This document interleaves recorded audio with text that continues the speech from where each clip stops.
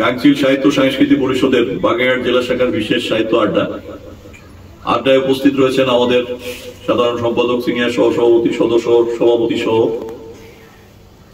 বিভিন্ন সদস্য সুদী। আমরা এতক্ষণ গাংচিলের সাহিত্য আড্ডা শেষে বিশেষ সভা অনুষ্ঠিত হলো। আগামী 16 ডিসেম্বর বিজয় দিবস উপলক্ষে প্রস্তুতিমূলক সভা। আশা করছি গাংচিল প্রতি বছরের ন্যায় এবারও স্মৃতিসম্ভে ফুল জ্ঞাপন করবে এবং 16 ডিসেম্বর উপলক্ষে 17 ডিসেম্বর বাংলাদেশ স্বাধীন হয়েছিল, কিন্তু বাগেরহাট স্বাধীন হয়েছিল 17 ডিসেম্বর। 17 ডিসেম্বর বিজয় দিবসের আলোচনা গাংচিল অফিসে হবে। এটা আমাদের প্রত্যাশা রেখে সকলকে ধন্যবাদ জানিয়ে আমি আমার বক্তব্য এখানে শেষ করছি। আল্লাহ হাফেজ। সারা বিশ্বের বিষয় তুমি আমার অহংকার, একটি বাংলাদেশ তুমি জাগ্রত জনতার।